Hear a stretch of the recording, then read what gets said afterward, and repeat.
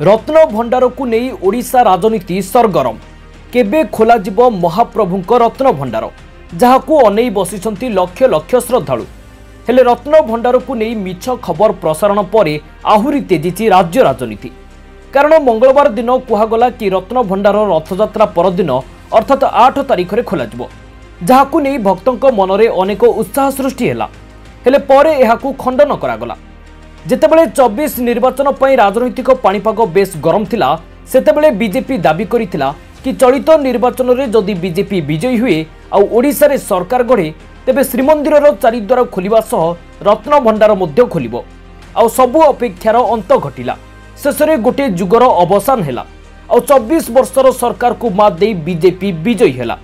एहा सह ओडिशा रे नुआ मुख्यमंत्री शपथ नेबार ठीक परदिन पुरी श्रीमंदिर चारिद्वार खोला हला हेले रत्न भंडार केबे खोला हेबो ताहा सस्पेंस भितरे रहीगला। ठीक यही चर्चा आलोचना भितरे सामना को आसिला जणे एएसआई को सूचना कि जुलाई 8 तारिख दिन खोला जिवो रत्न भंडार जहाँकि सबु गणमाध्यमर हेडलाइन पलटिगला। एपरिक जगन्नाथ प्रेमी मनरे उत्साह मध्य खेलीगला। जो दिन को समस्ते अपेक्षा करी रहितिले सेही दिन पाखी आसिला बोली भाबी समस्ते खुशी होईगले। हेले कई घंटा पर सामना को आसिला रत्न भंडार खोला जिवो नाही कि एहा उपरे कोनोसी आलोचना होई नाही। एने स्पष्ट करिसंती आईन मंत्री पृथ्वीराज हरिचंदन। से कहिसंती 8 तारिख रे रत्न भंडार खोला जिबा नै कोनोसी निष्पत्ति होई नै। जणे एएसआई अधिकारी ए संपर्क रे एक भ्रांत खबर दैछंती। से निजर दोष त्रुटि को लुचाइबा को जाई एभली मंतव्य दैछंती। संपृक्त अधिकारी विरुद्ध रे कठोर कार्यानुष्ठान निया जिवो एवं रत्न भंडार केबे खोला जिवो से निष्पत्ति सरकार नेबे। एएसआई रो अधिकारी ए बाबद गोटे भ्रांत खबर सीधासलख भाव में देइचंती। ए बाबद सरकार एपर्यंत निष्पत्ति नबार प्रक्रिया रे अछंती। केबे हबो कोन हबो से कथा बहुत शीघ्र जना पड़िबो एवं सरकार निष्पत्ति पूर्व जो विभ्रांतिकर तथ्य जने सरकारी अधिकारी जे देइचन तांको विरुद्ध रे जा कार्यानुष्ठान निया जिबा कथा यथाविधि निया जिवो। से बाबद रे सरकार निष्पत्ति नेबे। सरकार निष्पत्ति नेला पर से बाबद रे स्पष्टता आसी कोन हबो से कथा आपण मते मो मुहरे कहबे कि सरकार निष्पत्ति नेबे। सरकार निष्पत्ति नेला पर से कथा हबो। तेणुक आपण मैंने से कथाटा को अजथारे तर्जमा करंतु नाही।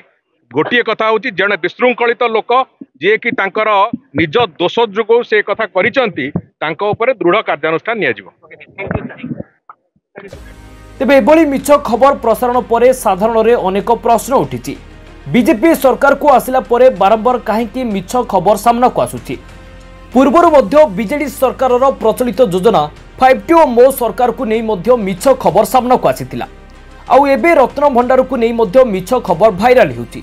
हेले काहेकि एपरि हेउछि ना एहाकू केही विरोधी जानी सुनी करूछंती ताहा एबे बड़ द्वंद्व सृष्टि करूछि। भुवनेश्वर बबितांक रिपोर्ट दिनक टीवी। कली जुगर से चलंती ठाकुर से ही सृष्टिकर्ता से ही रक्षाकर्ता।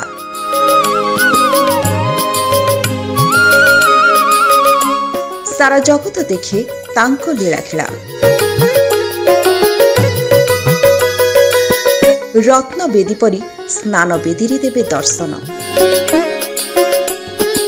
मंदिर छाड़ी मुक्ताकाश को आसिबे मौड़मणि। भक्तर भक्ति रे उछुलिब बड़दाण्ड। दुनिया देखिब दारुदियंक दिव्य स्नान। महाबाहुंक महास्नान को नहीं स्वतंत्र कार्यक्रम स्नान बेदी रे श्रीजीव। आसंता 22 तारिख पुरी सीधा प्रसारण केवल दिनांक टीवी रे।